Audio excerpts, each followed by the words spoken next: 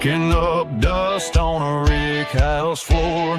Charred oak whispers we can't ignore. Stories in the mash, fire in the grain. Raise up your glass, feel that bourbon flame. We're the Bourbon Legends, let the spirit flow. From the backwoods stills to tonight's big show. Every drop a story, every sip that's drowned. We're Bourbon Legends, let's throw it down. Let's throw it down. From Kentucky hills to the neon lights, we're talking small batch days and whiskey nights. Tasting the past in every pour. Gonna carve our names on the distiller's door. We're the Bourbon Legends, let the spirit flow. From the backwoods stills to tonight's big show. Every drop a story, every sip that's drowned. We're Bourbon Legends, let's throw it down. Let's throw it down.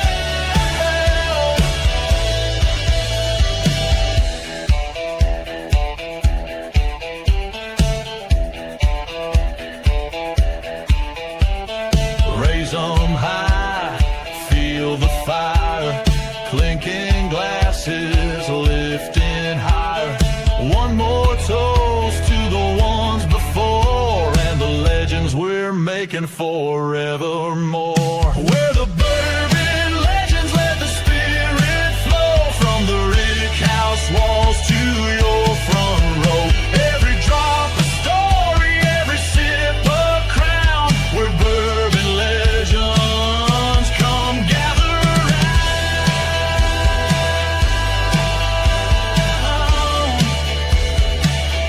Come gather round.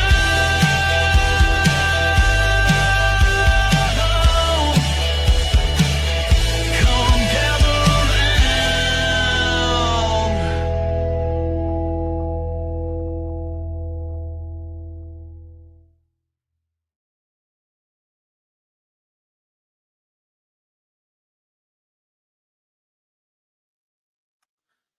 Good Thursday evening, everybody.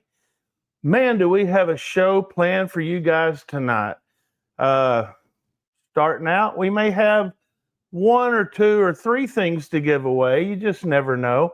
We do have this Old Fitz bottle. Please do not send any more money in. The wallet's not going to hold all those big bundles of cash. So do not send any more money in. It's actually over.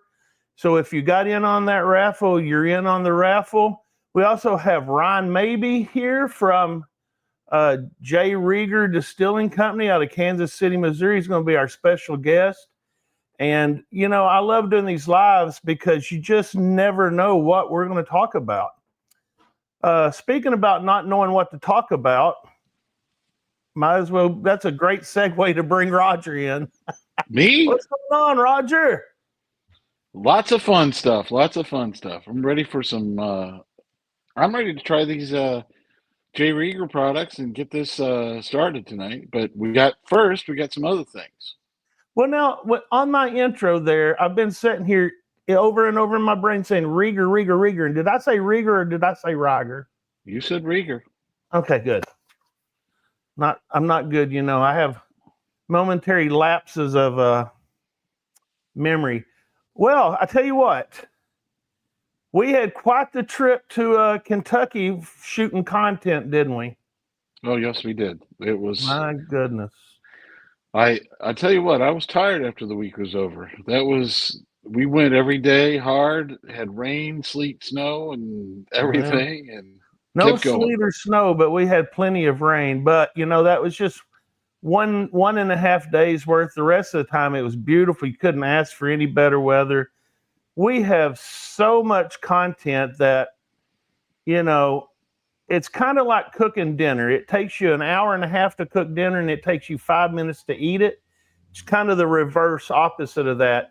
We may shoot a video that took us an hour and it's going to take like literally 12 hours to edit it, upload it, and everything else. So think we're going to have enough content at least through probably the end of the year if I can find the time to just piece it and put it together and whatnot. But one of the highlights I have to say of the whole trip was we looked hard to try to find some killer bottles, and we did. And I think that's really cool.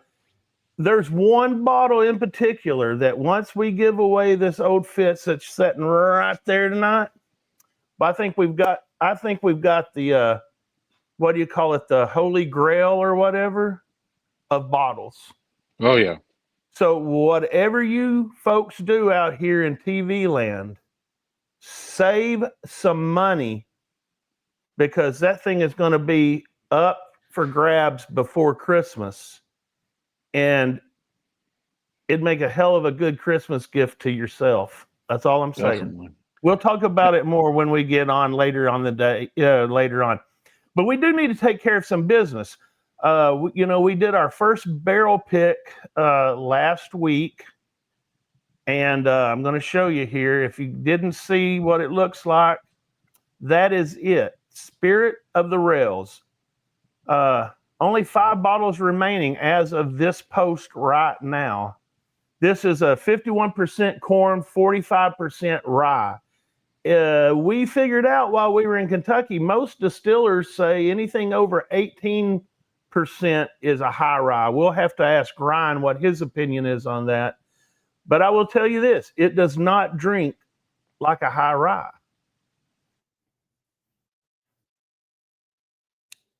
I thought Roger was going to add some comments.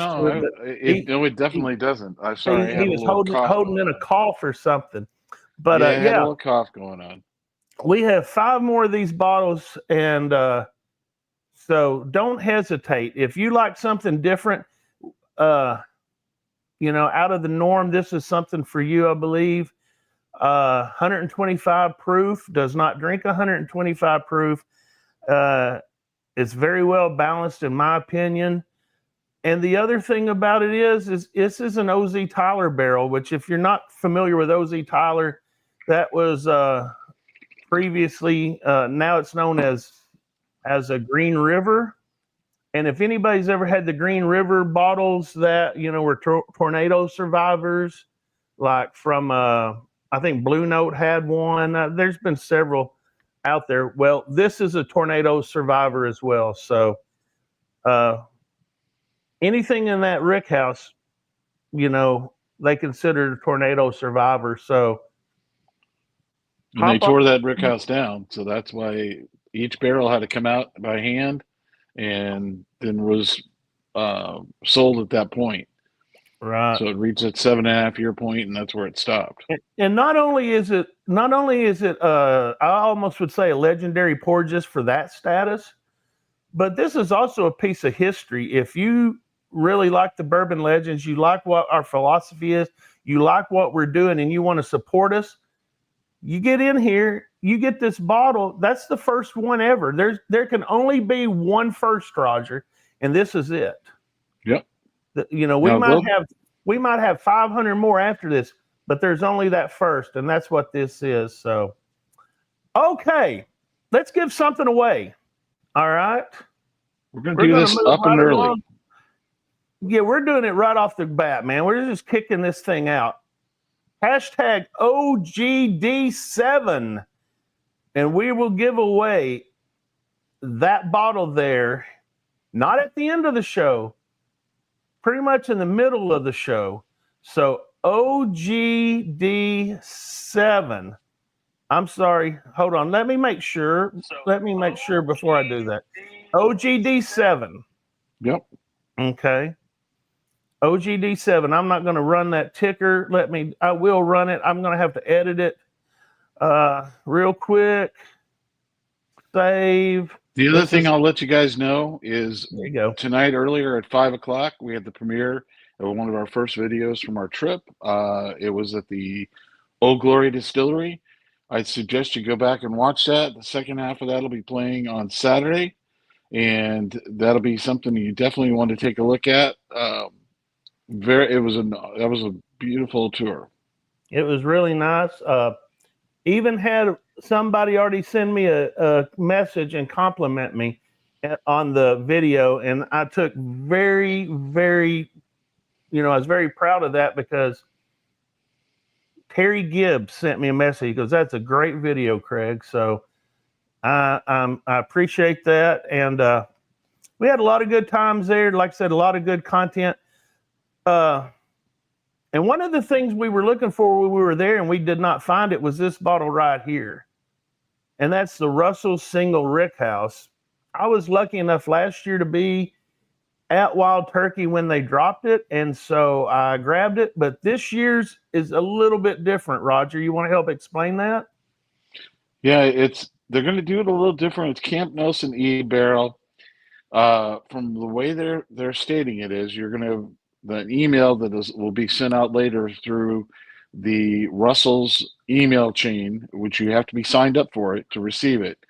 You'll send an email. You'll register for a drawing. They'll draw how many ever that they have across the whole, that they have available. And that individual will have the ability to purchase that bottle. And from what we understand is you're going to have to go to the Wild Turkey facility in Lawrenceburg to secure the bottle, which after going there this week, I can tell you, you're going to love it, especially if Mr. Jimmy's there. So that's going to be the big key with Mr. this. Jimmy. Yeah. Mr. Jimmy is a legend, and we've got some content on Mr. Jimmy as well. I got to figure out when I want to put that out. It may be sooner than later. But Jimmy's son is the one that puts this together, him and his grandson, Bruce. And interesting, when I pulled this off of their press release, it says it's going to be nationwide and at the distillery for 300 smackolas. So that's a little different than what we heard, because we heard it would not be at the distillery. So there's a little bit. I think it's for pickup only at the distilleries. Maybe that's what it means. I don't know. Speaking of the Single Rick House, I tell you, Roger, got to be up in my top 5 all-time pours. But I had a pour this past week that I really liked too, and that was the Russell's 13. And anyway, somebody in the comments section may have got carried away on Discord that night. And anyway, there was a bottle kill last week in Bardstown, Kentucky. And I think everybody should salute that dead soldier, especially me. Anyway, shall we, Roger? I think we should. I think it's time for the video. Yeah, here we go, folks. Security cameras got this video. Yeah, folks, I hope you enjoy this as much as I did making it. Here we go. Let's roll that beautiful bean footage, Roger.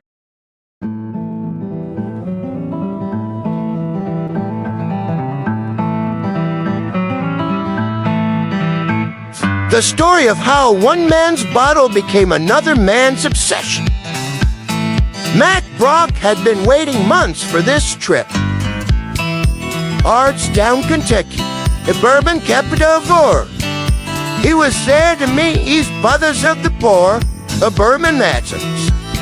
And as soon as his truck came to a stop, it grazed his bike and hit the floor of the mill house, up to his knees and threw his laundry and clothes into the bedroom.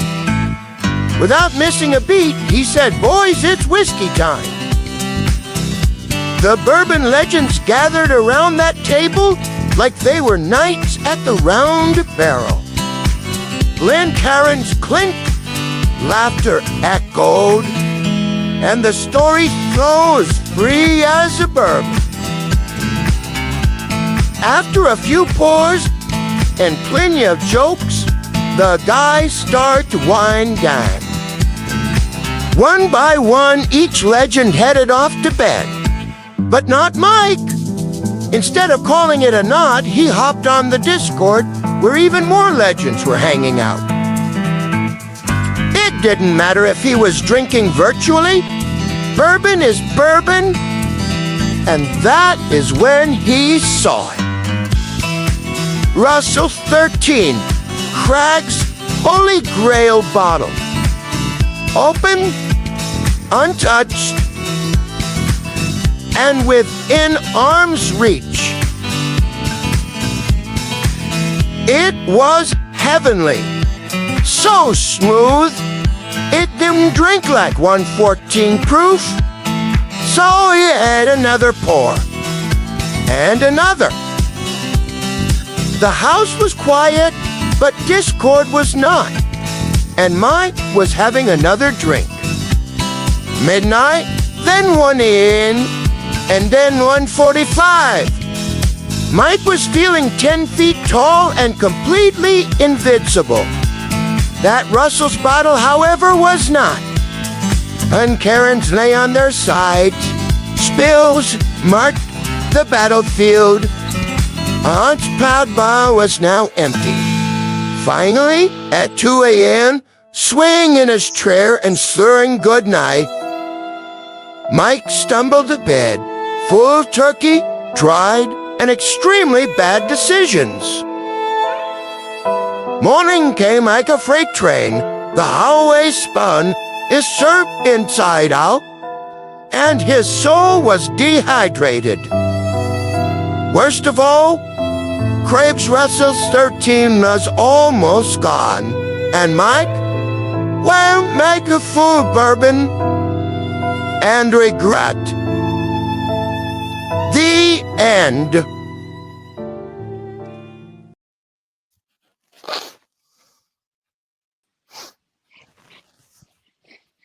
What's even sadder is I never got a drink of it.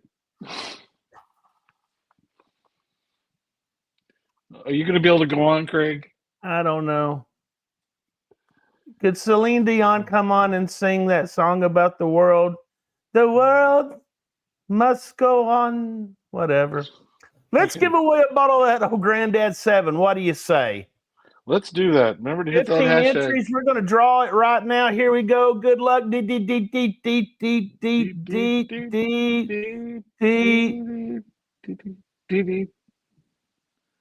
James Caldwell wins again. You know, I still owe James a bottle of toasted Elijah Craig that I forgot to deliver to him. So, hey, this is an excuse to give you another trip away, or go down to see James again. So, congratulations, James.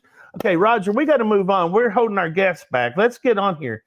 Hey, would you guys buy another double oak if it dropped again this year? Because that's the rumors. Drop it in the in the comments section. Would you buy another double oak from Woodford? It'll probably be another $375 if it does drop. So anyway, I just want to see. Everybody's in the comment section. Is William Hall says hard pass on it. Mike Bortner says no. So there's a consensus here. Mike Brock says no. He's waiting for somebody to buy a bottle so he could drink it. Little did he know I had a bottle of the double there on the table, and I guess he never saw that one. He didn't. Well, Michael Rodriguez, hey buddy, good to see you. Mike says no. Marty says no. And then James Caldwell says he's excited because he gets to see Santa twice. Well, here's the deal, James. We're giving away 2 more things tonight. So you know, if you win all of them, Stay tuned. Hell, that'd save me a bunch of headaches. So anywho, we're going to move right along real quick again. Roger, are you going to buy this apple pie old fashioned from Penelope? Yes, I am. Yes, I am. I like the first 2 that they did. I think this is good. I think what you have to do is you have to blend it with a little more bourbon to take out some of the sweetness. But It's cinnamon rolls, vanilla glaze, true tree fruit. I mean, hey, I'll take it. It sounds to me like Christmas, like it probably is going to smell like the potpourri when I go in these people's houses as Santa Claus. I've yet to try any of the Vanellope's. I haven't had the black walnut. I haven't had the peach. So I'm going to have to get one of these at $40. I mean, what the hell, right? Yeah. So, all right. We're going to do this again, folks. I'm telling you, this is a fast-paced show. We're going to give away samples. We're giving away 2-ounce samples of J. Rieger products, courtesy of Ryan there at J. Rieger. So here's what you need to do to get into this. And we're going to give this away after the interview. All you have to do is hit hashtag samples. So we have 24 watching. We'll see how many people want this sample pack given to them. So there you go. Hashtag samples. And we'll run this tag for a little bit. But without further ado, let's bring in the one and only, the man of the hour, Mr. Ryan Maybee, co-founder of J. Rieger, there out of Kansas City, Missouri. How are you doing tonight, sir? I'm great, guys. How are you? Good. I hope we didn't bore you with all our personal, stories about Mike Brock drinking all of my Russell's 13, but No, that was really fun. I enjoyed your original music production too. It's pretty good. Well, yeah, we're gonna do a line dance. We're getting the ladies to put together a line dance for the song. So we'll play it at a bottle share or something like that. So it'll be great. Yeah, I don't know about dancing, but I mean, Roger and I last weekend when we weren't going to Maker's Mark, what was that song that came on, Roger? But we had this whole choreographed thing. I don't know. It was. It was Love is a Battlefield. Love is a Battlefield. As we were going down about 90 miles an hour, trying to not be late for our tour. So, The guys in the back didn't appreciate it. Let's get right into this interview. I feel like I'm fast paced for some reason. I don't know. Maybe I need to have a drink and slow down. Let's have a drink, guys.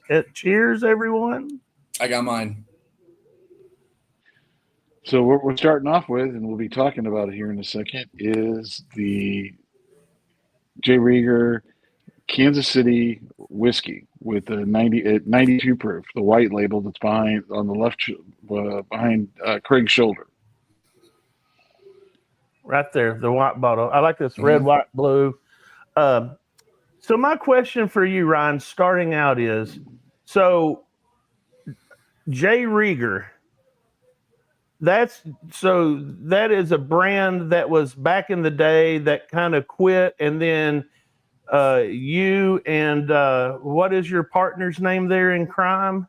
My partner's name is Andy Rieger, and he's actually he's the great grandson of the original founder. Okay, and you guys brought that brand back.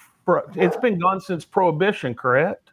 Yeah, it started in 1887 right here in Kansas City, and then died in 1919 immediately with when Prohibition began. And then it was dormant for 95 years until we resurrected it back in 2014. Wow. So that's very interesting. What is exactly Kansas City whiskey? I've heard the term, but can you shed a little light on that term, Kansas City? History behind it, yeah. Yeah, I can shed a lot of light on it because we more or less created it. So when J. Rieger and Company was actually a really huge brand back in the 1890s, early 1900s. By the time Prohibition put us out of business in 1919, we were known as the largest mail order whiskey house in the country. We were shipping bottles from coast to coast. Our records show that we had more than 250,000 unique customers that we were shipping to. We had a huge portfolio of all these different whiskeys. And, it was a really big and successful business. The family went on to build a hotel in Kansas City and then eventually got into banking, after Prohibition killed the distillery. But when we resurrected it, I wanted to know what was Rieger whiskey. Now back then it wasn't called Kansas City whiskey, but I don't know what we were making. We were not making bourbon back then. We were doing blends, and that was really, really common during that area, was to do blends of various types of whiskey blend together, and then also rectified whiskey, which I'm sure you're familiar with. And rectified whiskey kind of has a negative stigma, or at least it did have a very negative stigma when we first started this project, 15 years ago. But I really wanted to figure out what Rieger whiskey was. And it was in that process that I discovered, we were doing blends of different types. And the really interesting thing that jumped out at me was the discovery of, it was very, very common to use sherry as a rectifier back then, under 2.5%. It's like sherry was a common additive in American whiskey at that time, up to 2.5%. Now, after Prohibition, 14 years of Prohibition, it was long forgotten, but there is a law on the books with the TTB that states specifically that it was established trade practice to blend in up to 2.5% sherry at this time. And that law, that was written in 1934. When that was first published. And so it was through this really a 2-year process of trying to figure out what Rieger whiskey was and formulate our recipe for the relaunched new version of it, that we came across this old law of adding sherry and formulated the blend. And that's what we do. Our whiskey, the Kansas City whiskey anyway, is a blend of 3 different whiskeys. It's a blend of straight bourbon, straight rye, and light corn whiskey, all blend together. Now, everything in the bottle is at, minimum of 5 years old and up to 8 years old. The light corn whiskey, we age longer. And so it's like a 5 to 8 year blend with just 2% 15-year Oloroso sherry that's blended in. Now, when we finally finalized that recipe and submitted it to the TTB, this is back in 2014, they initially rejected the formula, and they said, well, you can't do this recipe and classify it as whiskey, so you have to classify it as a distilled specialty spirit. And we were like, well, what are you talking about? That's not what your law says at all. And they said, what law? They didn't know about that law in the books that states very clearly that it is established trade practice to blend up to 2.5% sherry. So we had to point that out to them. And they said, okay, yeah, yes, you can. But that also allowed us to then ask them if we could call it Kansas City whiskey as a style, and they granted us permission to do that. And so that's how Kansas City whiskey was established, and references what's in the bottle. Now, as a follow-up to that question, is there anybody else in Kansas City area that's actually doing Kansas City whiskey? Yeah, or is it just you guys? No, there is now. There's 2 other brands locally that are making a similar style, and we have consulted for both of them and support them. We want other brands to make this style. The cool thing about it is that, I don't know how much you guys know about sherry, but it's a really diverse category, right? Oh, yeah. And I went to Spain and sourced all different sherries and tested out a number of different types and everything. But the cool thing about it is that you could blend different types of whiskey. It doesn't have to be the same 3 whiskey blend that we use. It doesn't have to be bourbon, rye, and light corn. You could use malt whiskey or wheat whiskey or whatever you want, and then it doesn't have to be the 15-year Oloroso. It could be Amontillado. It could be Palo Cortado. You could get really creative within those boundaries. And so we want other distilleries locally to produce a whiskey like this, because it was our belief, and it's still our belief, that if there are more brands doing it, it just shines a brighter light on Kansas City whiskey and that style. And it's something that we're really proud of. Yeah, and I know it's hard to balance the original tradition and with all the stuff that you've got going now, because I understand you guys are experimenting and constantly coming up with new releases as you go throughout the next few years, because everybody does. You can't just stick with one brand. So is there anything that highlights it, you want to point out that you're doing right now? Well, there's a lot of things, to your point. I mean, I think the main thing to keep in mind is that when we relaunched the brand in 2014, obviously everything was sourced. All three whiskeys that we were using were sourced. Like both the light corn and the bourbon were coming from MGP, and we were getting rye from Alberta at the time. Now, but we started distilling our own straight bourbon and straight rye and light corn whiskey and laying barrels down in May of 2015. And so now we're getting to the point where we have barrels that are beginning to turn 10 years old. And every year after that, we increased our volume of barrels that we're laying down. And so we're getting a significant amount of barrels that are starting to turn 8 years old and 9 years old. And that's only going to keep growing, which allows us to now do some really cool releases of straight bourbon, straight rye, different age statements, and things like that, as well as we've had a pretty extensive cask finishing program going for quite some time now, for like the last 6 years or so. In your facility in downtown Kansas City, you've got the production facility, and then where's your barrel house or rick house located? It's all right there. We're in. I mean, it's technically downtown. It's like we're in the Jackson County, Kansas City, Missouri proper city limits. We're just a little bit off the beaten path of downtown and kind of like an industrial park along the river. So if you're familiar with Kansas City, I know Roger, you've been to the distillery. We're in kind of an industrialized neighborhood right on the East River bottoms. It's a really interesting little neighborhood, but really close to like the river market and the very populated part of downtown. And our barrel rick house is right there, connected to our facility. So we now have a 100,000 square foot facility where we have 4 unique bars and restaurants and guest experiences and a whole museum and tours 7 days a week. And our main rick house is attached to the building right there and houses roughly 4,000 barrels. And we just within the last 2 years had to buy a second warehouse, which is just like 3 blocks away. And we have roughly another 3,000 barrels stored there. So it seems like, I mean, obviously you're a craft distiller, right?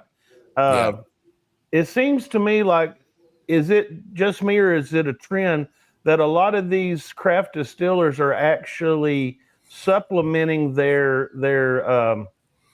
whiskey sales, if you will, with restaurants, entertainment districts, maybe axe throwing or rentals, weddings, whatnot? I mean, are you guys doing that as well there? Yeah, I mean, I think it's more than a trend. I think it's become the new model of the craft distillery. In fact, most of them that have opened within the last 10 years or so, it's almost like it's a bar, restaurant, entertainment venue first. And with the the distilling and whiskey production and all that on kind of in the background. We did it the other way around. I mean, when we started back in 2014, we didn't have any of that. We didn't have any bars, restaurants. We didn't have a tasting room. We didn't do tours at all, except for like once or twice a month we would announce a tour that was always led by myself and Andy and our master distiller Nathan Perry. But it was never meant in the very beginning to be an entertainment destination. We wanted to establish ourselves first as a legit high quality whiskey distillery and craft spirits distillery. And then later, it was 5 years later in 2019 that we expanded and built the entertainment and hospitality side of the business. Well, that answers my other question. When you first recognized that the rival project was going to start to become bigger, yeah. So if you've added the visitor experience and the cocktail bars and those type of things, is there any other things you have on the plans as you move along? I know that you said you got more rickhouse space.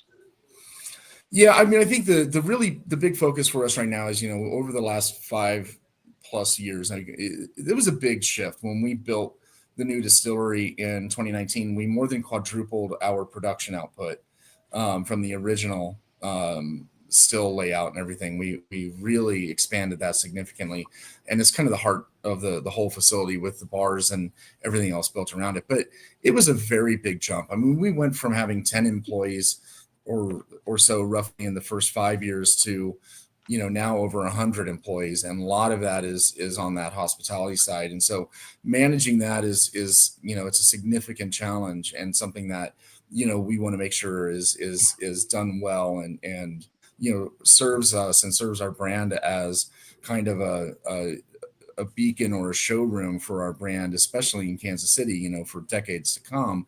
But the real focus for us now, while we maintain that, is to really build the brand, especially when it comes to our whiskeys on a national stage. Like, we're a craft distiller, yeah, but we feel like we have what it takes to compete with the bigger brands, both in quality and price or value. And so, expanding our distribution, getting our name out there, getting our whiskeys into people's hands is really important to us. And that's the primary goal for our growth in the near and I think even distant future. How many states are you guys currently in right now, distributed to? We're currently in about 30 states and a handful, like a small amount of some countries, some international distribution, but not a whole lot. Okay. Well, at what point, Ryan, did you realize that this wasn't just a revival project and it was becoming a national brand? About 3 or 4 weeks into it. When Andy and I launched the Kansas City whiskey in October of 2014, we did it with 0 employees. Like, we did everything, from dumping the barrels in the tanks and blending it and filling the bottles and, hand labeling everything. And it was very much a hands-on, let's get this thing done. While at the same time, I owned a bar and restaurant in Kansas City as well at that time. And that was my full-time focus. And so it became really difficult really quickly to balance both of those things. And it took off fast, man. Like, it caught us by surprise immediately. And so it really changed our business plan and our forecast right off the bat. And we were like, oh wow, we've really got something here. Yeah, I'm really enjoying the Kansas City style. It kind of brings me back. I haven't been able to get the 92 proof, which is the one I really enjoy. And I still remember all the different cocktails that are made at the bars and things like that with it, because it puts that unique taste and flavor to it. That's why I like Oloroso Sherry finishing on a lot of the other bourbons, and that's why I'm glad to have this and have a sip of it again tonight. Well, speaking of sherry, besides it being a great song by Steve Perry, "Oh Sherry," Journey, we have a guest on here that wants to ask, love sherry influenced bottles. Are you finding it harder to find sherry and sherry barrels? No, not at all. But one thing to clarify, like the Kansas City whiskey, the white label that you're talking about there, that is not sherry cask finished. We are literally, we're literally blending the sherry into it at 2%. Right. And the sherry that we use is a really beautiful 15-year Oloroso sherry from a bodega in Jerez de la Frontera in Spain called Williams and Humber. So they're one of the larger wineries in Jerez where sherry is made. And when I went over there in 2013 and started this process, they were just really great to work with. And not only did that sherry provide exactly what I wanted for the recipe and for the flavor of the whiskey, but they are able to produce enough to keep us satisfied. Even though we've seen some significant growth, we purchase all of it from them. We still use them. They are our exclusive partner. We're not constantly having to go out and like source new sherries or anything like that. We use the same thing and we have from day one, and they're a partner. They're a very important partner in what we do. Now we do have, in addition to that, the monogram label, which you have back there. That is our really high-end Kansas City whiskey, and it's what I'm drinking right now. It's kind of my go-to. I love it. It's our high-end annual release Kansas City whiskey, and now that one is aged in actual Solera, an actual working Solera made up of 100-year-old sherry botas. So like 500-liter sherry botas that came out of their cellar that have been used for the last century to make sherry. And we have a functioning Solera made out of those barrels. And so we're not constantly seeking to buy more sherry barrels. We don't need to. We just need to maintain that supply of the Oloroso that we use for the Casey whiskey. I have to interrupt you, okay, Ryan? Roger here has a large wine collection as well as bourbons, whiskeys, ryes, and whatnot. I, on the other hand, dabbled in the dark arts of making homemade wines. As a matter of fact, this weekend, one of my buddies is going to come over here and we're going to actually bottle some blackberry that we did. You know, that's the old Arkansas hillbilly in me. But I love it. For a lot of these guys out here, and including me, can you explain a little bit more about sherry? Like, here, from what I'm hearing from what you're saying right now, is sherry is not a product of America. Like, it has to come from a certain region. Is it like champagne or something like that? Is that what it is? Or you just described it perfectly. It is just like champagne. And so sherry can only be produced in a very, very specific area in the southwesternmost point of Spain. It's called Jerez de la Frontera. Some people refer to it as the Sherry Triangle, but it's a very small region, southwesternmost point of Spain. It's right on the coast, and on a clear day, you can actually see Morocco across the Strait of Gibraltar. It's a really famous and historic part of Spain where during the age of exploration 500-600 years ago, all the explorers that set sail for the New World would depart out of the port of Cadiz, and the port of Cadiz is right there in the heart, maybe the largest city in Jerez. And so when they did that back then, we're talking the 1500s and 1600s. They had to they were dictated by the Casa de Contratación, or the House of Trade, that 1/3 of their cargo be goods from Cadiz or goods from Jerez, which ultimately ended up being barrels of sherry. And that's why sherry became such a prominent thing in America and in the New World, was because they were dictated by Spanish law that they had to load up their ships with goods from Jerez. But yeah, you can't. I mean, sherry is a really, really unique wine. It undergoes a very specific, very unique production and aging process that can't be replicated elsewhere. And you might find some American, maybe California producers that are calling their product sherry. It's very cheap. It's not good. And it has to come from that part of Spain. We're actually working on establishing some formal legal guidelines for the production of Kansas City whiskey. Now, if we do this, it would be passed in the Missouri, capital. It would be a Missouri law that would dictate production guidelines and parameters for what constitutes Kansas City whiskey. And one of those rules would be that it has to include up to and no more than 2.5% sherry, and the sherry has to come from Jerez de la Frontera in Spain. It cannot be an imitation sherry from California or Missouri or anywhere else. So back in the day when Andy's great, you say great was it 3 generations back? What do you guys have any idea why they wanted to put sherry in their whiskey? Was it to extend the product, or they just like the flavor? I mean, do you have any background on that at all? Yeah, so it's really interesting. There's very little documentation about this, right? We know that it was happening. We know that it was a common process. I also am not suggesting that it was exclusive to J. Rieger and Company. What I'm saying is that this was a common process in American whiskey, but I do believe that Rieger whiskey was utilizing this. You're saying it wasn't just in the Kansas City area. I mean, it could have been anywhere that they made whiskey. could have been rectifying it with spirit. I mean, it's very other spirits. it is very likely, yes, that it was happening.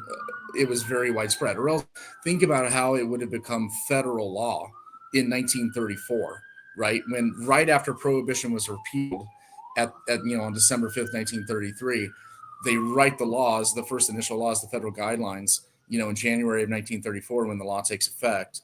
And they state that it's established trade practice to American, and it literally says American whiskey producers will add sherry to the whiskey. So I'm not claiming that it's exclusively a Kansas City thing, but I am saying that it was a very common American thing. Now, as far as why it was happening, I can give you some insight into that. Now, some of this is, some of it is theoretical, and like I believe this is why, but it's difficult to prove something that was going on back then. There was very little documentation, permits, licenses, regulation, or anything like that. But, sherry became, by 1850, sherry was the most widely consumed alcoholic beverage in the United States. We, as American consumers, drank more sherry than any other alcoholic product. It was that common, right? For a number of reasons, but part of it is like what I described a minute ago, and how all these barrels were being brought over from Spain, during that time. And then we were still experiencing a lot of European immigration at that time. And so people's palates were accustomed to it. It was a common thing. It was cheap. It was good. Everybody drank it. And so it just became a part of American life and American alcohol consumption during that time period. Here's the other thing that I think is really, really interesting. So it was a common thing. Everybody was used to it. And so, yes, I think that American blenders, whiskey blenders, and rectifiers at that time were adding sherry in small amounts to, give it a little bit different character, maybe a proprietary blend, right? Monogram whiskey, for example, just seeing monogram on the label, there were other brands that used that name, and even in the same font, it meant signature. It meant our signature blend, our signature recipe, right? And I think that using sherry and then the different types of sherry that could be used, it just gave some blenders a little bit of ability to make something that was proprietary and their own. And the last thing that I'll add that I think is really fascinating, sherry is aged in American oak. The reason is when they would bring those barrels over, they would trade the sherry that was in the barrels for American oak staves that they would then take back to Spain and construct into barrels and use to age sherry from there. And so to this day, almost all sherry produced in Spain is made in American oak. That's not common in any other part of Europe. The French will never touch American oak. You won't see any French wine or anything made in American oak. And the same goes for Italy. You'll never see anything made in Italy with American oak. In Spain, it's entirely American oak. Now, think about prior to the Bottled and Bond Act in 1897, right? You had a lot of relatively young whiskey coming out because of the way that the taxes were done, right? Before the Bottled and Bond Act was passed, so that distillers could wait 4+ years and hold off on paying their excise taxes until they sold it. And so I believe that the age on sherry, the fact that sherry spends 15 to 20 years or even more in barrel made from American oak, adds a little bit of wood character. It adds not just a little bit of sweetness, but it adds a little bit of American oak character to the whiskey that softened what might have been a harsher spirit at that time. And so I think that was a common motivation and reason for blending in sherry at the time. Obviously, that's not why we do it today, because our whiskeys are 5, 6, 8 years old. But I think that was part of the rationale back in those days for adding sherry. Very interesting. See, this is what I love about doing this show. I had 13 questions to ask, Roger and I, to ask you. Not a damn one had anything to do with what we've been talking about this sherry. And I just think it's fascinating. Find that more interesting. Yeah, I mean, it's just like, look, we just spent a week in Kentucky last week. Not one thing was ever mentioned about anything like this. You go on their tours and it's 51% corn and it's, limestone water. And, this is getting down to the meat and potatoes of really an American product. And who would have known this? I mean, not only are you guys preserving this, you're bringing it back. And to me, that's just fascinating. Now, I'm going to segue into my next question, and this is from a fellow Missourian, Artfully Bourbon. He wants to know, do you source your barrels and grain from Missouri? The barrels, yes, 100% of our barrels come from Independent Stave in Lebanon, Missouri. I'm sure you guys are familiar. They're one of the biggest in the world, if not the biggest. The grains, no. We do a relatively large volume, and so while it would be interesting, we talked earlier, I think before, we went on camera about like some of the cool things that like Gary Heingardner is doing with like really small production heirloom corn and things like that he actually grows some of it here in Missouri. I think that stuff is super cool. But for what we are doing and the scalability of it, we mash roughly 5,000 pounds a day of grain. We have to buy in larger quantities for it to be scalable. And so the majority of our corn is going to come from Iowa.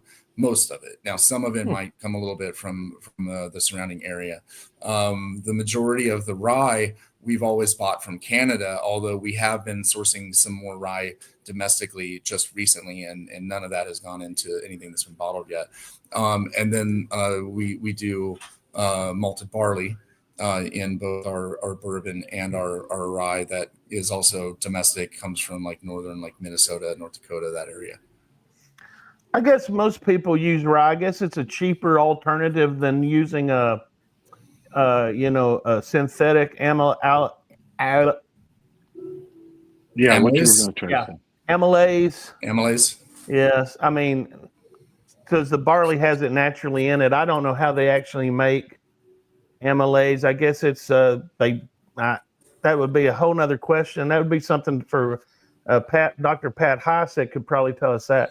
But yeah, most people are using the malted barley, I guess, really for conversion more than actual flavor.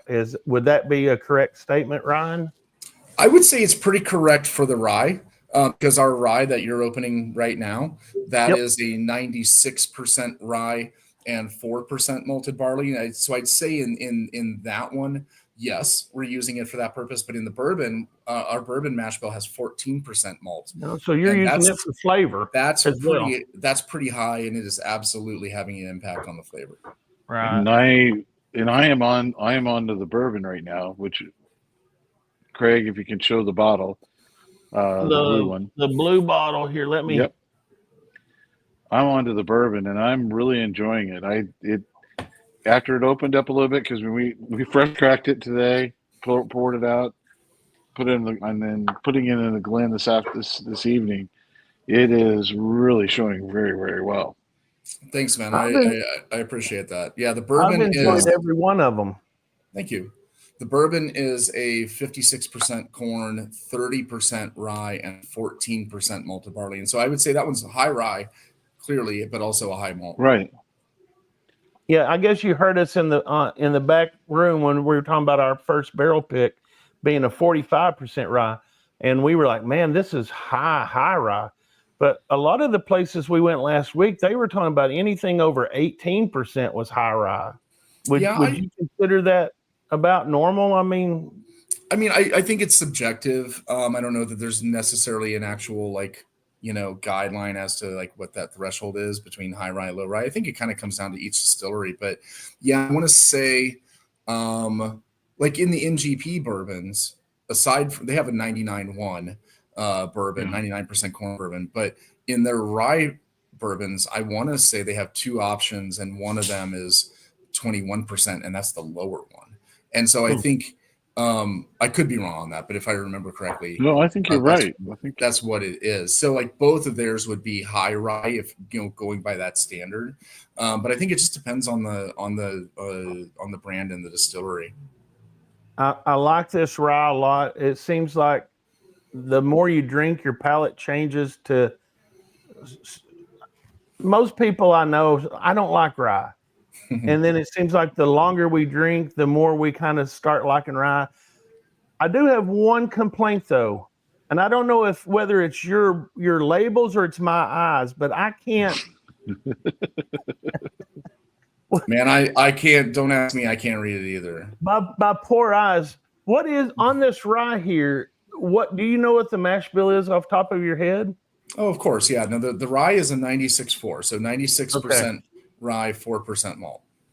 So Yeah, and I tell you, after our trip this last weekend, there was 5 of us on the trip, and I think it kind of threw out the door a little bit. We had some ryes we did not know were ryes.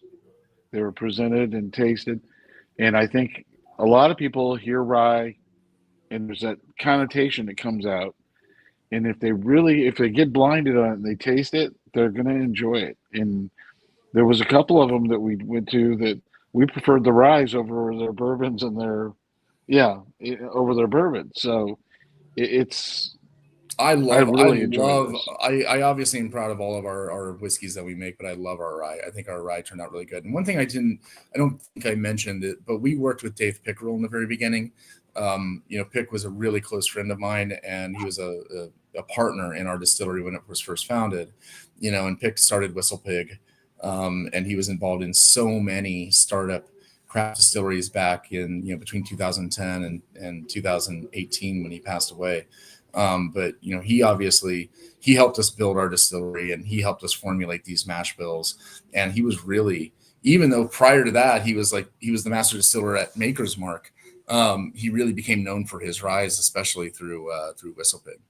Yeah, Whistle Pig. I mean, do they have anything that's not a rye other than like the campfire or something? I mean, they're actually doing a bourbon now, but that's a whole nother story. Pretty recent, as far as I know. I kind of lost track. Yeah, it's a 6-year product. Yeah, it's nothing long lead statement. Roger, do you have any general questions? If you don't, I want to dive into the whole distillation process. No, that was going to be one of the questions I had is, fire away. Are we combination pot still column, or can you delve into that a little bit? I can. So when we first built the distillery in 2014, we were single pot distilled, grain in, 750 gallon Vendome pot still. And so anything older, anything like the private stock bottle that you've got right now, that's single pot distilled because that's an 8-year age statement. Anything that was produced after 2019, we expanded and added a 27-foot column. And so we have column distillation and pot. So what we're doing is actually a discontinuous 2-step distillation process where we run it through the column still first, collect it, don't do a heads and tails cut on that. It rests in tank overnight, and then we take that liquid and put it in the 750 gallon pot still the next day, and then give it a second distillation where we give it a cut and go from there. So it's twice distilled, first time in column, second time in pot. Now, one of the things, speaking of that, here again, one of the things that I learned just last week, when you go back through that pot still, are you saving the tails on that and rerunning it again? Or I know queen shares are one of those things that I've heard the term a lot lately, where people are doing queen shares, which is basically redistilling tails. You can do it. You can do it a little bit, not all of it necessarily, but I mean, we're actually pretty, we're pretty judicious with our cuts that we make. We want to make sure that we're getting the best possible, quality out of the heart of the spirit. But yeah, there's a little bit of reusing of tails, but not extensive. I found it interesting. They were talking to a few master distillers and master distiller emeritus, I guess you would call them, ex-master distillers, retired master distillers.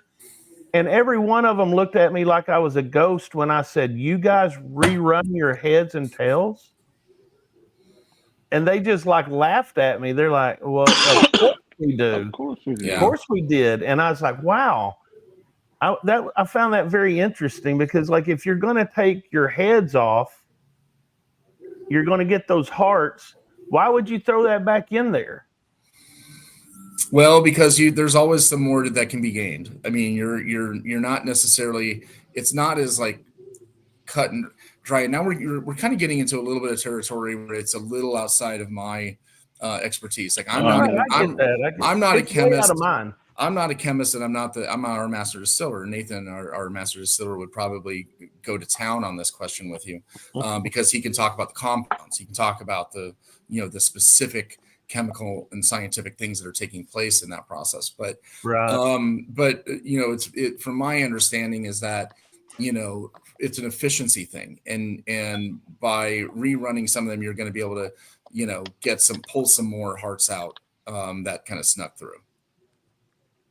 Makes sense. I mean, I just never really, considered that. Everything you read about, 4 shots, heads, hearts, tails, really, they focus on the hearts. That's what you want, is the hearts. I just, I never really thought about the rest of it, they're just using the hearts. So, and I did notice on some of these bottles, I believe you use a sweet mash process for the most part. Is that correct? Or Yeah. We do sweet mash fermentation on everything across the board. We always have. Okay. We do sweet mash open top fermentation on everything. And so, I know you guys probably know what that is. It's not necessarily an uncommon thing, but it's not real common either. I mean, most of the big guys are using, sour mash, right? Yeah. We're just starting every single day with a fresh, clean slate fermentation, which gives us a little bit more flexibility when it comes to, wanting to switch fermentation campaigns. But it also kind of requires us to maintain a little bit more attention to detail during the fermentation process, a little more cleanliness to make sure that, we're not getting any bacteria or anything like that. And it's just what we do. It's what we were taught by Pick in the very beginning, and it's how we've made it from day one. So putting it on the label really was just it was kind of a decision that we had to make. And I'm glad we did. I wanted to put that on the label because it causes that question, right? It's a statement of fact. It's just something that we do. And if you're familiar with it, if you know what sweet mash is, you might see that and go, oh, that's cool. Or if you're not familiar with it, like, well, I wonder what that is. I'm going to ask the question. And I'm really big on transparency and education, and we want to educate our consumers and people that are just discovering us for the first time. And so I want to be able to share these stories and talk about everything that we do. And that just putting that on the label gives us that opportunity to talk about it more often. I find it very interesting, the whole bourbon lore, whiskey, hype or whatever that certain distilleries put out there, to sell a product. And let's face it, like Jack Daniels. Everybody knows Jack Daniels is sour mash. 90% of the people in the world don't have a clue what sour mash actually means. They just means in their brain that sour mash is better than something else, and so recently I've just seen the whole sweet mash thing, coming out, and it's totally opposite of the sour mash. That's my favorite way of describing it is if somebody says, well, what is sweet mash? And I just say it's the opposite of sour mash. I mean, it's kind of a funny way to answer it, but it's true. And what's interesting is that there are a handful of some really good high-end craft distilleries that are using sweet mash, but nobody's really talked about it. And when we were going through this rebranding process, though, so on those bottles that you've got there, we just, they've been in the market for a little over a year. And when we were going through that branding process, I looked around for bottles that said specifically on the label sweet mash, and it was really hard to find any brand that did it. And that was part of why I wanted to, was saying, like, nobody else is talking about this. Let's talk about it. Let's make it part of our identity, because it is something that we do. Yeah. And I think the one that kind of sets that we got to visit was Wilderness Trail, right? And they do a sweet mash process. And again, it's kind of telling because the gentleman that founded that, or was one of the original founders of it, was a gentleman, Pat Heist, who works with all the different yeasts and things like that, and produces most of the yeast for all the other distilleries. And he just decided that was what he was going to, move as his type of product, is just starting fresh every time. And it does present a different tone to the bourbon or rye. I feel it. I can taste it a little bit. And you don't get some of those carryover tones sometimes that you get from the sour mash process, because sometimes if you have a bad sour mash from the first, it'll carry through a couple of batches and but again, that's just me getting geeky about it, but No, I it's enjoy fun. it. I think it's a great way to do it and put it out there. It's Yeah. Well, William Hall has a question. He wants to know, are you doing any kind of filtering? I don't know if he means reverse osmosis water filtering, on the water you use, or if he's talking about post, barreling, and then are you doing any, filtering that way, cold filtering, or cold chill any filtering. Yeah. thoughts? Yeah, any thoughts on filtering? Yeah. So for the water, very extensive filtration on the water, both reverse osmosis, like 3-stage deionization of the water. So it's very, very, very clean. When it comes to bottle filtration, we don't do any chill filtration at all. We do really, really basic, solids, just to remove any solids like the char out of the barrel. So you don't really get, anything visible floating in the bottle, but no chill filtration at all. It was funny. We were at Whiskey Thief, and the COO was telling me, he's like, it's so funny because people come in here, you're thieving your own right out of the barrel, you're bottling it. And he says, people freak out when they see the char in it. And they're like, it's something wrong with it. And he's like, well, you're actually kind of paying for that whole experience to actually get the char in it.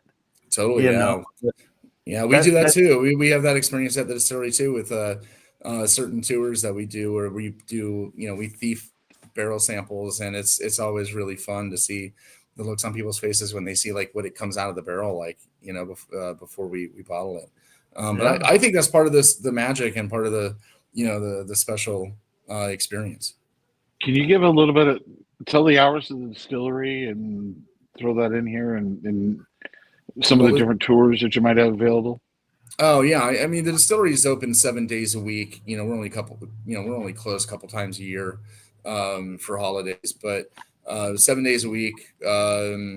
We have 4 bars on site, all different concepts. We have a really cool like craft cocktail speakeasy in the basement called the Hey Hey Club. That's open Wednesday through Saturday. We have an amazing, expansive outdoor patio bar called Electric Park. That is a lot of fun. It's really jumping right now because it's the perfect time of year for it. We got fire pits out there. It's super cool. We do live music. It's great. The Monogram Lounge is upstairs, and that's like kind of our full restaurant, kind of large party gathering space. And then we have a tasting room on the first floor, just right next to the production floor, which is kind of the easy pop in. Like, I want to taste some whiskeys. I want to do a flight, maybe grab a cocktail. Tours, go on our website, jriegerco.com. We do a few different tours, but again, 7 days a week. And when we do once a month, I have the ability to lead a tour alongside with our master distiller. We call that the signature tour, and it's literally led in person by me and Nathan. And it's a hoot, man. It's like, it takes us like 3 hours because, we just never know when to shut up, and we don't have a script, and things get weird. But you get to taste some more special things like the Monogram, which isn't included in most of the other tours. That's the one where we do like the barrel thieving part at the end. And it's really cool. It's a really intimate experience. We only do it once a month, and it's limited to 16 people. That's the one I want to take, Roger. And me too. We're going to go there and do that one. We want that tour. So before we wrap it up, I do want you to speak on this little gem here. So I will have to tell the story. When the bottle came to me, I'm a leather worker. Oh, cool. Halfway by trade. I didn't know that. And this was setting on the bottom of this bottle.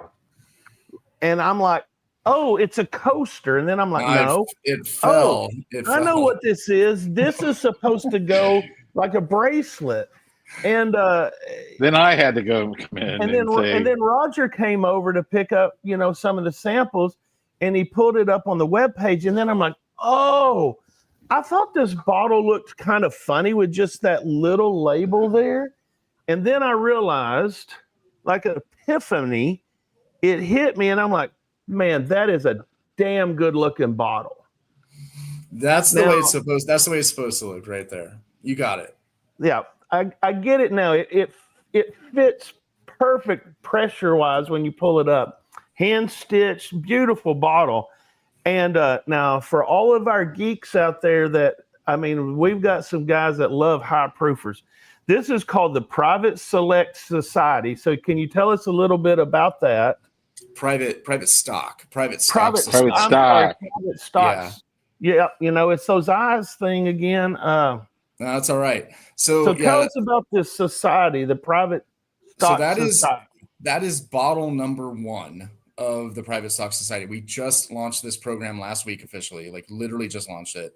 It is a VIP members group that we started up, which it's an annual membership. It includes 4 bottles. So we're going to send out a bottle to our subscribers every quarter.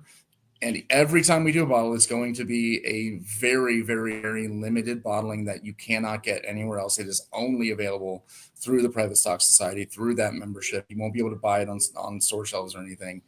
And it really will give you kind of a peek behind the scenes of like what we're doing, like what we're excited about, what's coming, and those types of things. It also includes like parties at the distillery, member events, discounts, education. We're going to do some virtual like classes and tastings and things like that. So there's a whole bunch of perks, but it includes those 4 bottles. And that was number 1. So in doing number 1, I really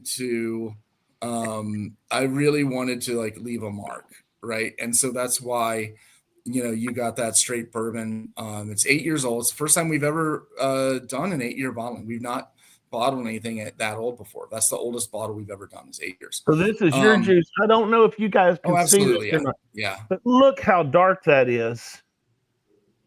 And this is where I see Daniel Beasley. He just keeps putting on crying emoji faces. He wants one of these damn bottles so bad.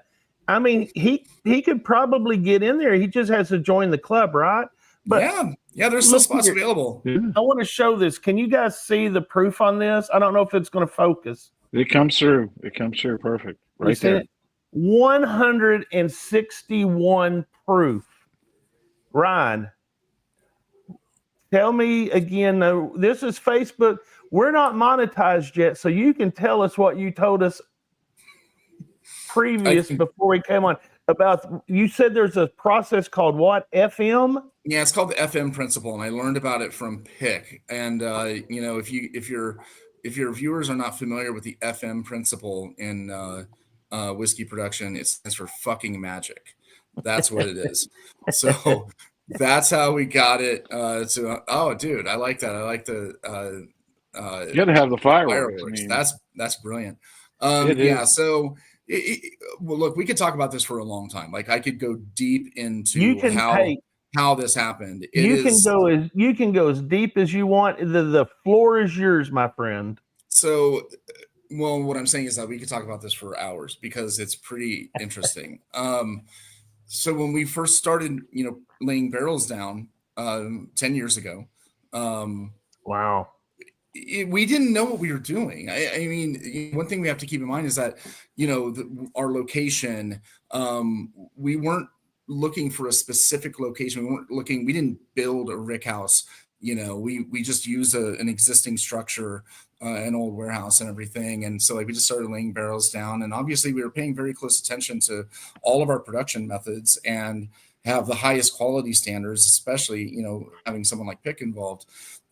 But we didn't know what was going to happen in the barrel over time. It wasn't until about 4 years ago, roughly, that we started pulling samples and we were just getting these extraordinarily high proofs, really concentrated whiskeys. And I mean at 4 years old, 4-year-old bourbon barrels, we were getting at in the mid 140s.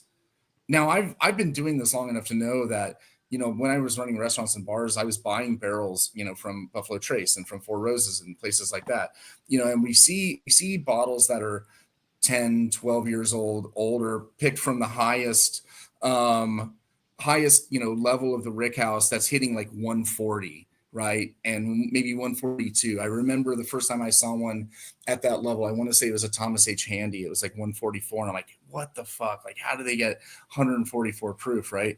But we started to see that happening in our barrels at 4 years old. And then we started to pull samples of 5-year barrels and 6-year barrels, and we were hitting 150. And I'm like, what is going on here? And so we started tracking the data a few years ago on temperature and humidity in multiple locations in our rick house. And so we put these sensors all over our rick house in different locations that transmits temperature and a humidity reading every single minute of every single hour of every single day, multiple locations. So we now have millions of data points, and we're able to take those data points and compare them to barrels that are the same age, that were made on the same day, the same mash bill, all the other variables are identical, and see the difference in the way they're aging from one location of the rick house to another. And basically, what I'm discovering is that we have a significant amount of microclimates within our rick house, and at the most extreme level, that bottle that you're tasting, the 161, is not a single barrel. It's a blend of 3 different barrels. So what we did was we pulled 3 different barrels that are all 8 years old, each one from a different location, and blended them together. The oldest one and the one that was picked from the highest point was actually 170. Wow. And you're filling the barrel at what? 120. We're filling the barrel at 125, which is legal. Wow. Legal maximum. Yeah, legal. Yeah, right. That is crazy. So you're using a 53-gallon barrel? 100%. We've never used anything else. It's all 53-gallon barrel. Let's just speak hypotheticals here. So you have a barrel that you fill at 125 with White Dog. Yeah, and it's probably like 150 off the still. So it's like coming in roughly like 150 off the still. We cut it down to 125, and we're filling the 53-gallon You roll barrel. it back, and then the angels do their work along with Mother Nature and everything else. Yeah. So you come out with a bottle that's 170. How much is left in that bottle after 8 years? I mean, that barrel in 8 years, how much is left in there? I think out of that barrel we got, I could go back and look. I mean, we dumped all 3 of them obviously by themselves and measured everything and then blended them. But I want to say that one was less than 100 bottles, if I remember right. It was low. But with 170 proof. And so like if you were going to use it for like a 90 proof blend, I mean, you're still going to get a good yield at the end of the day. Oh yeah. Right. Yeah. If you cut it back. But the interesting thing is, so here's my theory on all this. And I think a lot of, producers would agree, is like what's happening is that obviously the water is leaving the barrel faster than the alcohol. We also have very low humidity, and so it's not being replaced. So we have extremely high temperatures in the summer, extremely cold temperatures in the winter. And we have a non-insulated warehouse with like a corrugated metal roof. It just bakes those barrels on the top shelf, right? So you get a ton of evaporation. It doesn't get replaced because it's low humidity. The other thing that's really, I think, vital to this process is that you might know a little bit about the debate between rick house storage and palletized storage. Are you familiar with that argument? Oh yeah. We are exclusively rick house storage. So they're laid down. And what that does is, here's the thing that some people don't take into consideration in this debate. Yes, you can pack more barrels into a building if you palletize them, right? You're going to get more efficient use of your space, but you're going to limit your air circulation. And air circulation is good for aging. Air circulation is good for oxygen, permeating the barrel and in increasing this process, increasing the angel share. And so I think this combination of extremely high heat, extremely cold winters, and a lot of air circulation, there's a lot of room between all of our barrels. And so a lot of air circulation. We're also in this, like, we talked about where we're at, like along the river.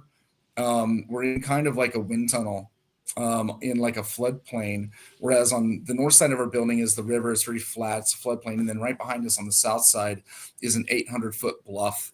And so we kind of have like this wind tunnel like coming through where we're at. And so I think all these things combined, right, just sort of make up the terroir of our rick house. And we're just seeing this happen. We're seeing these really high proofs come. and it hasn't been an anomaly. It's not like a one-off thing. We're now able to identify certain specific locations in the warehouse where we know this is going to happen. That's amazing. So like once you identify, so off the record, my wife just comes out of the bathroom here. She's not had a drink all night. She wants to taste this, and she didn't go like so without going into like a full review here, there's no way in hell this thing even is close to 161 proof on the palate, much less on the nose. I mean, like, so I don't know how different people knows different things. You know, if I hold it up here, you know, say an inch from my nose, I'm getting get the caramel. I'm getting zero ethanol. Now, I get ethanol when I stick my nose into the Glen. You know, I can get it then. But I mean, my nose is down inside the Glen. I mean, this is just I hate to do this because poor old Daniel he's just gonna be dying over there in Memphis. But this right here is something very, very special. You know, well, thank you. I agree. Good. I agree, and that's why we did it. That's why we released this bottle as #1 for the Private Stock Society, is because we wanted to show this is happening in our rick house, and these are the things that are what make, you know, I think some of the things that we're going to do in the future, you know, what make them really special. And so we wanted to make sure that we kind of came out strong with this first Private Stock Society release, and like really, you know, made a statement with it. I mean, you get a little hug, you know, you get a little warmth on it, you get a little spice, but yeah, on the nose, it's pure caramel, buttery. I mean, that's just, I'll tell you a story. There's a place there in Bardstown called Still House, and their stuff is, and, you know, I've had some stuff that's not very good, but they just opened a bar across from Evergreen Liquor. And the gentleman, you know, it's like, I think 5 partners. He invited us in to have a flight, and we did. And the last pour on this flight, Roger, you correct me if I'm wrong, I think he had, was it 4 bottles left? Yeah, that's all he had left from it. All he had left of it. And oh my God, it was like, holy shit, this shit is good. We're like trying to buy a bottle from him. He's like, you know, I couldn't sell the bottle if I wanted to. At this point, I mean, I think that is like right up there with that one. Like, you know, oh yeah, you want more of it, and there's just not going to be more of it, is there? Unless you join that club. You know, yeah. If you want this bottle, is this bottle in the club? I mean, is it too late to get in the club and get the bottle? So this is a brand new thing we're starting. We're actually kind of trying to figure this out. I think based on our supply right now, so we do have some more bottles of it, right? What we did was we took our initial sign up number, and we had a big party at the distillery last week, and everybody picked up their bottle, and then we gave them a chance to buy one more while they were there, which most people did. Absolutely. And we do have some more, and we're going to keep the sign up period open until November 15th for this bottle, or until supplies run out, because obviously we don't have we don't have an infinite number. But if you sign up between now and November 15th, you will receive this one. If you sign up after November 15th, then your first bottle will be the next one, which is January. So guys, you heard it here first. If you want this, you need to go sign up to I have to read it again, Private Stock Society. And you have a whole separate webpage for that, correct? Yeah, we do. We have you might have trouble finding it on the regular website, but honestly, like, the best way to do it is like go on our Instagram or Facebook page, because we're promoting it heavily right now. And there's like a QR code that will just kind of take you right through to the sign up form. And Will Rocco, our co-host, is traveling right now. He's still on the job here tonight, Craig. So if he can put a post out, he can put a link out there to their Instagram site. That would be very helpful. Yeah, I had some links that I could share, but I did not have the Instagram. I still haven't figured Instagram out. So Ryan, tell us some tasting notes on this. I'm getting something. I don't know if it's like a plum or it's some sort of a dark fruit or something. Am I just dreaming this or? No, I don't. Well, I don't have it in front of me right now, but I did write tasting notes on it for the launch. I mean, I got a lot of baking spice from it. Like I got, like sweet cinnamon. I got like baked apple. I got some fruitiness to it, but it wasn't like how you get like crisp apple flavors and bright fruits like that. It was more like a baked sort of apple and baked kind of pie filling sort of characteristic. Definitely some like caramel, butterscotch, which those are going to be more like oxidative notes, things like that. But a lot of that character, and you can tell even by the color, like it's intense, man. It's dark. Yeah. And I'm not picking up a lot of oak either. I mean, I get oak, but I'm not getting, it's definitely not over oaked. I mean, 8 years, it shouldn't be, right? But right. It's just well balanced and rich, I would say. I'm not really good at tasting notes. I mean, I like what I like, and if I don't like it, I don't. And I really struggle a lot of times to pull out certain things. Well, I think that's even more important. It's more important to know what you like and you don't like. And the tasting note kind of thing, I think they're interesting, but they're very subjective and they're very personal. It's like, absolutely. What I get, you might get it, but you might also get something else. And I think that's entirely a very personal experience. Well, so James Caldwell put the website out there for everybody. So check it in the comments. Here it is. I can post it right here. PrivateStockSociety.vip. Yeah, there you go. Like that. Very important person, or very important people, or very, I don't know. We could come up with a lot of names for that, but. Yeah, I think there's you have to put in a code. I think that code is legacy. It's like when you first log it, you go into it, you have to put in the code legacy. Now, so Daniel, because I know you're out there doing this right now, legacy, Legacy.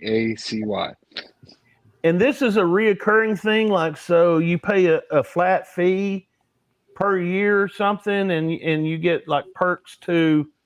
Yeah, I'm going to say certain bottles or certain events or whatever. So it's an annual membership. It includes 4 bottles released quarterly. It includes 2 really big parties at the distillery, and then some regular monthly, like small kind of member hangouts, as well as virtual. So if you're not in Kansas City and you still want to take advantage of this, we're going to do some virtual tastings. They'll mostly be led by myself, but also our master distiller. He'll be involved in those. And so there's going to be a whole bunch of things, and we're still, like I said, we're kind of developing this thing, and I think there's going to be a lot of other opportunities kind of that we introduce through this. Some member discounts, we're going to have all kinds of things that we sort of use this as a springboard to. So stay tuned. Well, hey, I think it's a great idea. I just wish I lived closer to Kansas City where I could actually go and do some of these things. But I like the idea of it also being virtual, and that includes, opens it up for people like us who are not necessarily. I mean, I could be in Kansas City, I guess, in about 6 hours. Roger, is that about right? St. Louis, 8, about 8 hours. 8 hours. Yeah. Ryan, I just came up there a couple of weeks ago. I was not far from you. I was buying some corn, some heirloom corn. From a farmer up there. Can't remember the name of the town now, but I was only about an hour or so away from Kansas City. I was on that side of the state. So, hell, if I'd have known about it at the time, I could have just made a weekend of it instead of just making a one-day trip up there and back. Absolutely, man. Anytime you guys are in town, hit me up. Come pay us a visit. I'd be happy to, give you a personal tour. Yeah. Oh, well, hey. We'd be all. I know we're kind of getting spoiled now, Ryan. We're kind of getting to where we like to go on these tours where it's just me and Roger and one other person. I'm getting spoiled that way. Right. Yeah, I'll tell you the thing I'm kind of excited about is the fact that there are so many new and exciting distilleries, breweries, everything else are within the Missouri area. You know, when I lived there, you had a few, and you had a few of them going, but you know, you've got people all throughout the state that are doing a lot of fun things. And even you mentioned you had a couple of distilleries you're partnering with that are doing Kansas City style whiskey, and I think that's what makes it fun because you don't have to just go to the Bourbon Trail down in Kentucky. You can run up into Kansas City, and there's plenty of places to go visit and see. Oh man, not just Kansas City, but all the entire state of Missouri. I think I mentioned I was the president of the Missouri Craft Distillers Guild back in 2023. I was on the board for like 5 years, and we have a trail, the Missouri Spirits Expedition, and we even have it on an app. We have a digital app for the Missouri Spirits Expedition. They'll show you all the craft distilleries in Missouri and what they do. It's a great community. It's a great scene. Yeah, we've got some really cool things in Kansas City, obviously, and I'm very much committed to my hometown here, but throughout Missouri, there's a lot of cool things happening. Roy P wants to know, can you ship the club bottles if you're in the club? Yeah. I mean, if you're not in Kansas City and you join the club, yes, we will make sure that we get it to you. Okay. One thing I didn't think about, and it's kind of funny, Craig, you held up that bottle, and when you received it, I shipped it to you.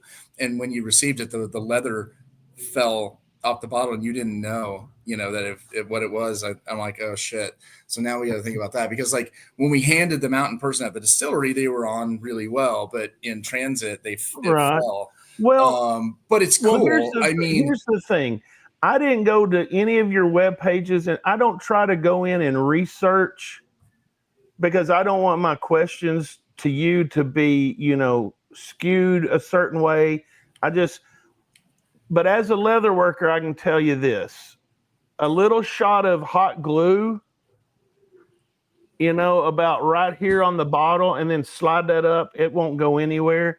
But when you're shaped like a rat turd, you know what I mean? Sharp on both ends, you're thinner at the bottom than the top. Yeah. Kind of like me personally. Yeah. Right. That's why when you watch those home videos, where the old man reaches up and his britches fall off, that's because the belly is bigger than the butt. Mm-hmm. So you kind of have that same issue here. The shoulders is just a little wider than the butt. But you know what? Now that everybody's going to watch this video, and they're going to know now that is not a cuff link. That is a leather label. Yep. Beautiful. And I can fix it up there. Perfect. It's a great keepsake. And it is handmade, right? I mean, it's hand sewn. I've done leather work. Oh yeah, man. You can't do that unless somebody. No, dude. We worked with a local leather worker here who custom made those for us. Yeah. Yeah, that is awesome. And I'm gonna put it out here right now. I'm going to put it out here right now. Roger is not getting this bottle. Roger can have some of it, but the leather bottle has to stay with me. Just saying. I'm just putting it out here right now. Of the things I've tasted this year from some of the other distilleries and things like that throughout the year, and you mentioned it was produced this year and released this year. That's getting into my top 10 list. I don't specify, but it's in my top 10 list. That was very, very good. Absolutely, absolutely. Thank you. Yeah, we're gonna have to have a top 10 of everything we've had this year. Yeah, definitely, because that was. Except the Russell's 13 won't be on your list since it's gone. All right. No, and I'm gonna say hi to my dad out there. Hopefully you're watching, and know that Pop. Hey, Dad. Pop's up in St. Louis. So Ryan, anything else you want to say? This is your time to give your best pitch to get people to come to Kansas City. Oh, I did want to ask this. So has Kelsey and Taylor been to your place there? Taylor, I don't know. Taylor. Good. Yeah, I know who you're talking about. Travis Kelsey has been, but it was before the whole Taylor Swift phenomenon. Pre-Taylor? Okay. Yeah, no, no Taylor sightings as of yet, but I wouldn't entirely rule it out. Well, don't rule it out because it could always happen. If you go there, she could be walked through right through the door. That's right. Anybody in Kansas City knows that. I hope for your sake Taylor does come by there, because I'm pretty sure if she did, your stock will go through the roof, because it seems like everything she does or touches just turns to gold. So It's okay. it's pretty amazing. Hey, look, I'm happy to call her a Kansas Cityan now. Absolutely. I'm all for it. Yeah. I play Santa Claus at Christmas time, and I find it so funny because I'll go in and I'll say, "Do you like Taylor Swift?" And all these kids are like, "No, I hate her." And I'm like, she's kind of like the Bill Clinton of my time, where, you know, it's like nobody voted for Bill Clinton in Arkansas, but somehow he carried the state and the country. Mm-hmm. So, you know, it's like closet haters or closet lovers, I guess you could say. Yeah, I don't like Taylor Swift, but, you know, pop in your earbuds and that's what you're listening to. That's what you listen to. You know. All right, Ryan, we're going to wrap this up. You give your best spiel, my man. Yeah, so I really appreciate you having me on. This has been a lot of fun. I never get tired of, you know, talking whiskey and telling our story, and I really appreciate you guys. You know your stuff. So I mean, what I would, you know, my pitch is that, you know, I take a lot of pride. We take a lot of pride in the whiskeys that we make, and, you know, the authenticity and the history of this brand. We're very proud to represent Kansas City. It's hard to describe our distillery without seeing it in person. You know, you got to see it in person. Come check us out. And, you know, don't sleep on those regular 90 proof bottles there behind you. Those are the ones you're going to find on store shelves everywhere. You know, we're a craft brand. We're still an independently owned distillery, relatively small production, but we're selling really, really high quality, really good value spirits at, you know, very competitive prices. Like those straight bourbon, the straight rye, the Kansas City whiskey, those are $30-$35 on the shelf. Oh, you know, those are your daily sippers, man. I mean, I want them in bars, on cocktail menus. Use them in your old fashions or your Manhattans, you know. And then if you like what we're doing, like, come after the other stuff. You know, let's talk Monogram. Join the Private Stock Society, and we can nerd out. There you go, Ryan. It has been a pleasure. Definitely so. I say this every week that, you know, this was the best interview ever. This is the best. I'm going to say it again, man. This was awesome. And thank you for sending us samples. And we're going to share that love right now. You want to stick on here while we do it, Ryan, before we let you go? See who's going to win this?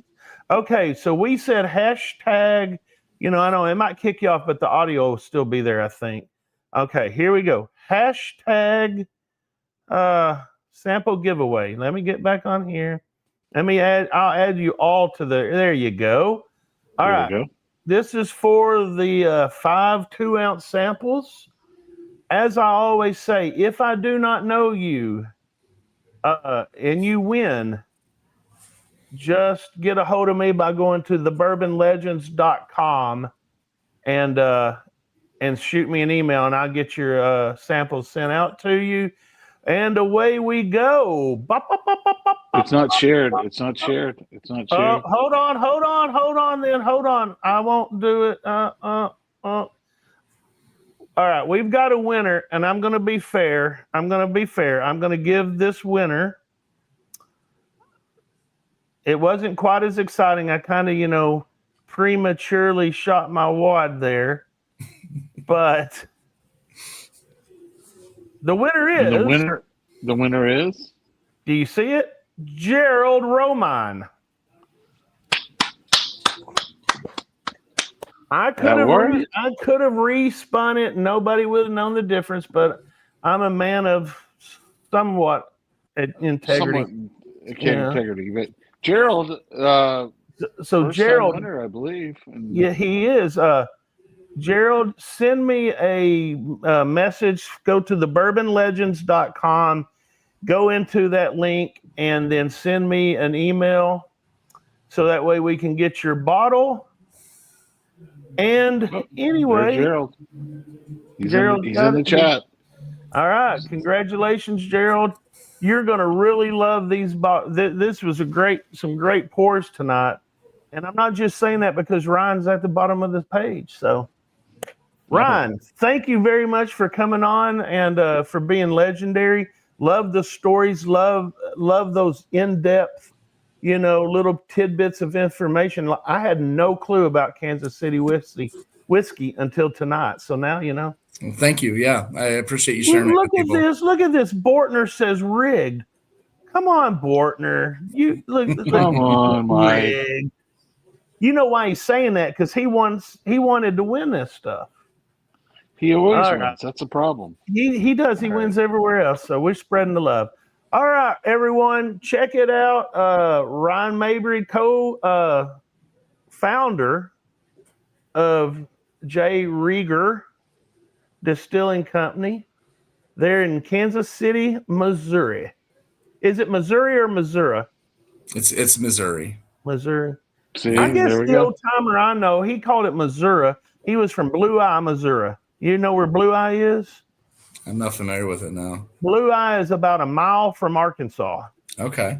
Right around Table Rock. So he might as well been an Arkansan, but he called it Missouri, and he also said he had another saying he would say, like where we say y'all, he would say Ewans.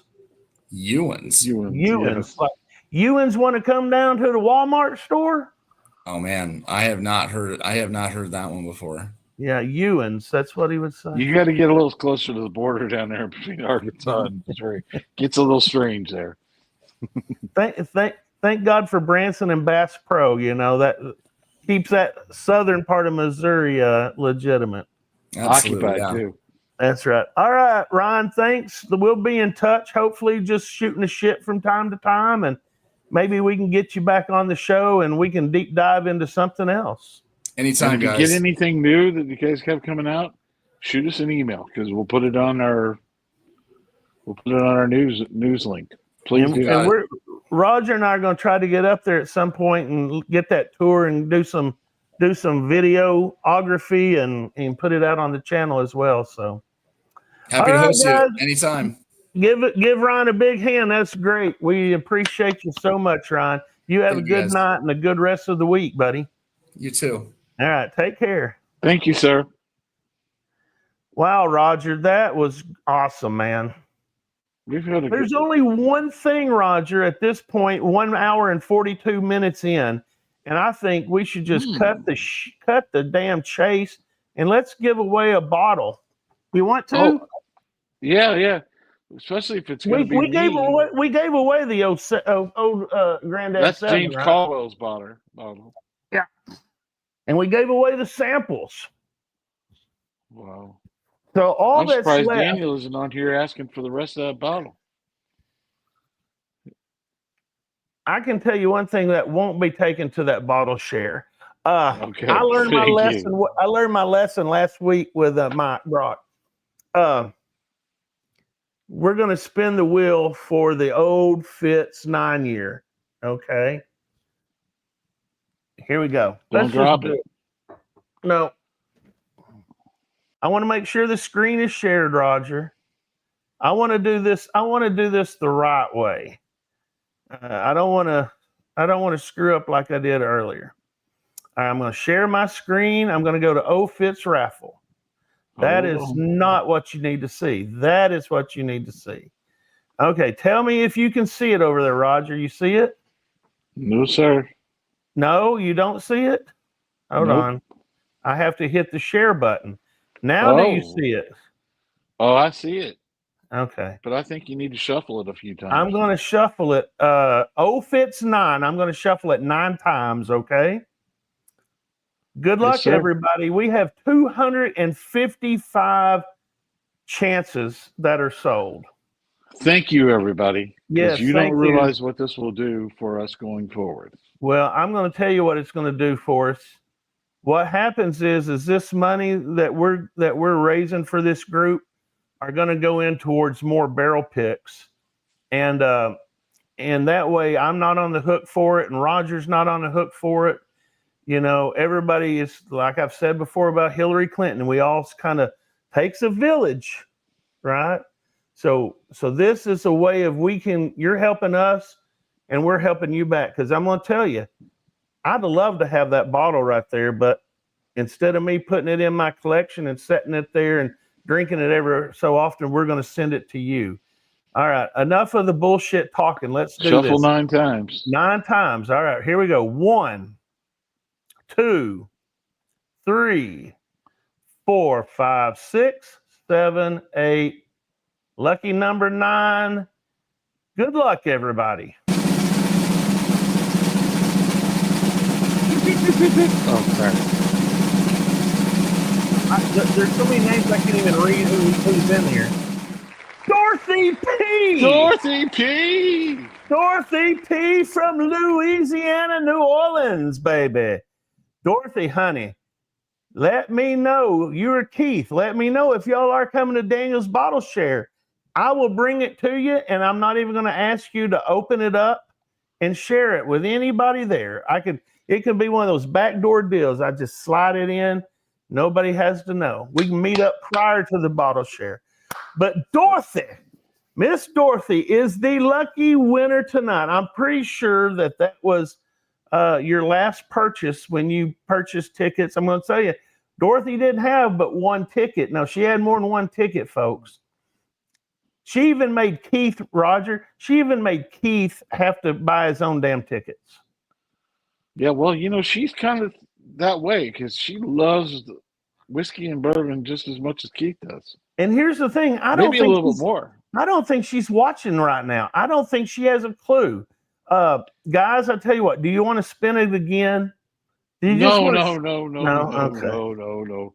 Keith's out there. He's got her. She's probably jumping up and down right now. Don't worry. I'll guarantee you somebody's already shot them a text or something to let them know that they won. Well, everybody in the chat knows who knows Miss Dorothy. I mean, yeah. She jumps on Discord. What's Discord, Craig? Can you tell us a little bit about Discord? Yeah, Discord is the place that you guys can come in, have a drink, let your cares go at the door, and just come in and hang out with us, have a drink. We're on there almost every night, or somebody's on there every night. Lots of lies, lots of tall tales, but and Mike Brock did something else here, and I didn't do it tonight, but Patreon, that's another way to help out the Bourbon Legends. If you guys like what you see, you like this kind of content and whatnot, jump over there, support the group. We kind of do that as a second entity where we will give away bottles over there. Every quarter we give away a bottle exclusive to just the Patreon members. We have a few of those we have selected on our trip. Roger, I so want to tell what. Can I just tell? I know you want to. It's been killing you. Yeah, I'm going to tell. For all I can't those people this. that are still watching. Maybe I should wait till next week when you're going to be gone, and it's just going to be me and Will on here. Yeah, because they're going to listen to Will. But it's going to be the best episode you have is next week when I'm gone. All right. Actually, we don't have a guest next week, so I got to work on that, or we're just going to wing it. Okay, I'm going to do it. I'm going to tell. All right. Tracy wants us to quit teasing. So when we were in Kentucky, folks, we went into Jim Beam, and wouldn't you know, there's a bottle of Booker's 2024. I believe that was batch 4, Roger. Batch 4. So the last batch of last year, Mr. Jimmy's batch. Okay. That bottle honored Jimmy Russell from Wild Turkey on his 70th anniversary of working there at Wild Turkey. Signed by nobody other than the master distiller of Jim Beam, Mr. Fred No. So, we had to buy that, right? Oh, yeah. Fast forward a few days, we went by Wild Turkey and we got Mr. Jimmy to sign that bottle as well, and his lovely wife, Jaretta. who is a longer tenured employee than Jimmy. Yeah, she's been at Wild Turkey. Well, she's not. She doesn't still work there though. Well, she signs back-ahead checks, so that still makes her. Okay. So we've got a bottle that we're going to give away in December, folks. I hinted to it earlier. This bottle, I don't know if you would ever want to drink it because it's signed by not only Fred No, but Jaretta and Jimmy. I mean, what's the odds of getting that, Roger? Pretty low, because we were on our last day getting there, and we happened to catch him there. Yeah, we were trying all kinds of way to find out where Mr. Jimmy was. Where is Mr. Jimmy Russell? We need to see Jimmy Russell. And then, wouldn't you know it, we pull up and there's Jimmy getting out of his Lexus. We roll down the window. Hey, Jimmy, what's going on? We got some great stories about Jimmy, but I'm going to tell you, that right there is a legendary bottle, and we are going to raffle that sucker away. And, man, I hope I win it. Can I play? No. Sorry. We're not allowed to win. And Will says he can verify that Jimmy actually signed it. I think there's video of Jimmy actually signing it. I've got to go through and look. I think some of the other legends got some autographs too. So we've all got Jimmy Russell. And I tell you what, 90 plus years old, he 91. Can sign with the best of them. And you can read it. It is perfect. I don't want to give away too much, but, you know, Roger has been talking about Wild Turkey and their new slogan with Jimmy says, don't change a damn thing. Roger and I had some coins made. It's the Bourbon Legend coins. But on the back, we laser engraved it, and it says, don't change a damn thing. And it's got Jimmy's autograph on it. And I gave one to Miss Jaretta, and Roger gave his to Jimmy. And I was filming him, and I said, it was hard to read. Even, you know, even if you're 91, it was hard to read. And he says, what does that say? And I said, it says, don't change a damn thing. And he stopped, and he looked at me, and he goes, well, you know who said that, don't you? And I said, who? And he goes, me. Legendary. So, Mr. Jimmy is the legend. Look here. Roy P. wants to know, how many bottles do you think he signed? Oh, he's signed a lot of bottles. That's a guarantee. But I'll guarantee you this. He ain't probably signed very many of his own batch that Booker signed. I mean, Fred signed. Fred signed. Here's the deal. How many bottles do you think, Roger, Jimmy has signed that wasn't a Wild Turkey bottle? This is a Jimmy bottle that he signed. Yeah, not many. And he signed it, and he knew exactly what it was. Yeah, that he was did. The funny part. He knew exactly what it was. And he was like, you know, I liked Booker. Me and Booker were buddies, you know. So anyway, save your money. Like I said, don't spend all your money on Christmas presents. Save some for yourself that you can get in there and do that. Now, Renee says, you need to tell the other story about Jimmy. We'll save that for another day. All right, folks. Thanks. We really went long tonight. Roger, you have anything, parting words that you'd like to say? Have a good night. Drive safe. Yeah, you have safe trip to Florida next week, Roger. I will. I might jump on and might make an appearance. Okay. I'll try to make an appearance. Folks, we don't know what we're going to talk about yet, but I guarantee you I'm going to try to make it as entertaining as possible. If not, you don't have to tune in, but I hope you do. Well, Chill Will be back. Yeah, we'll have Will. We'll have Will over here and to entertain us as well. Folks, thanks for coming out, spending your Thursday evening with us. And like I always say, remember, it's not the bourbon in the bottle that makes you a legend. It's the bonds that you create with that make you one. And so go out and be legendary, folks. Good night, everybody. Cheers. Bye. Pour one more for the stories we've told of barrels and bottles and whiskey gold. From grain to glass, through fire and flame, every pour's got a legend's name.